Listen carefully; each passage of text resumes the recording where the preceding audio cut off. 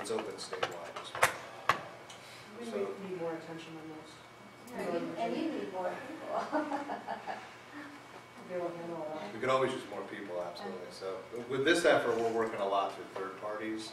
So this year was kind of our pilot. We'll end up doing about 20 companies through this process that we're talking about.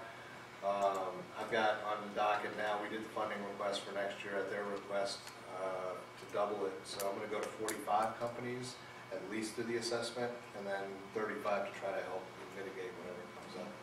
We do find if you already have those other documents in place, we can bypass. So I do have some companies that have already done that work on their own, and they just need help with the mitigation, and so we just kind of, we check it, validate it, and then bypass it and go right to the, giving them penetration testing or, password help or architecture.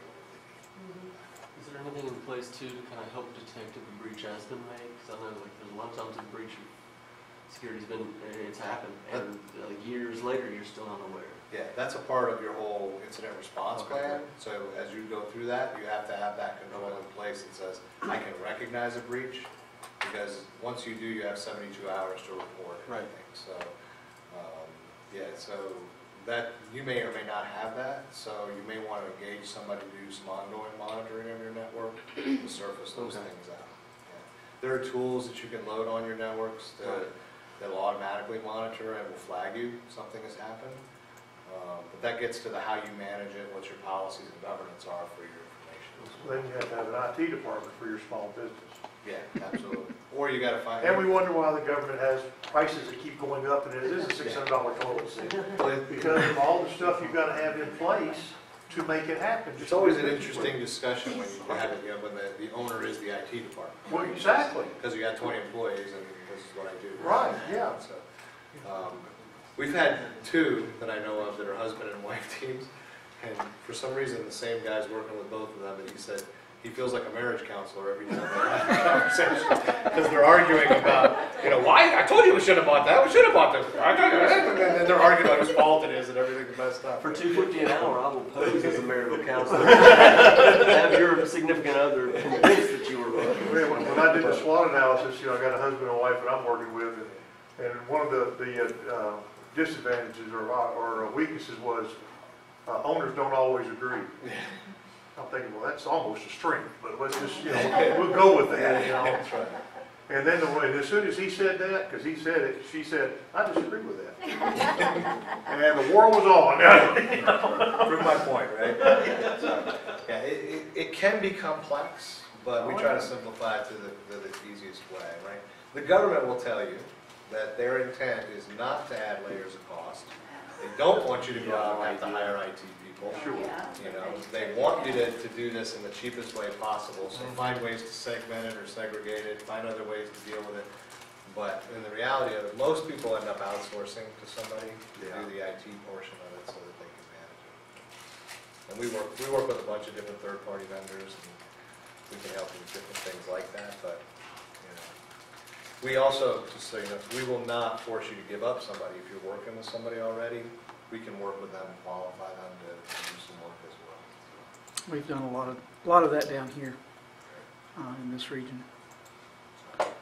So we have a practice manager, and I do have a program manager as well for this, but if you need any of this, just either contact me or Sam, and we can get you hooked up. But like I said, I think I've got the next round of funding will kick off July 1st, and I've got 45 slots in there, and I'm expecting at least 5 of those to be filled, because you guys will be contracted by then.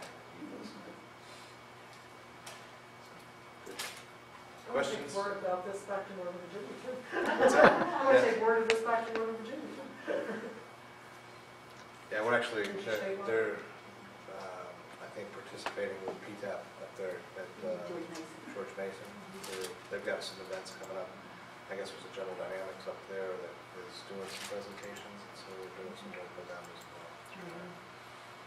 Generate some people.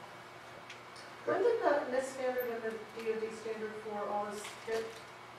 It was December 31st, 2017 was when they put it out in late 15, I think, or 16, and said that all contracts would have to have it by December 17, all DOD supply would have to be compliant by December 17. How about we don't work? Yeah. And nobody even blinked at it, they just kept saying, yeah, okay, because we keep waiting for the big, you gotta do it, you gotta do it. So, I mean, it seems like a no-brainer. You gotta do it anyway, so I'll pay for 80% of the cost of doing it. And it's the gotta do it anyway piece that people aren't convinced. They Yeah. still don't know that it's really real. Mhm. I had a contractor call me from New Jersey, one that I've worked before, with years before, and his question was, I can't find anybody in the government to talk to me about this. And finally, I found someone at the Pentagon in the Small Business Office, but I went to the Navy, and the Army. They don't want to say, One they won't put person. anything in writing, they don't want to say anything. You know, they'll say stuff, but they won't, like, you know. Wasn't DHS responsible for this at one time? Because DHS was given a lot of talks about it. DHS has their own effort. Yeah. Of course. Yeah, let's As go, do- let's as go do work all of together, the yeah, let's go others. work together on that, that would be too Yeah. simple.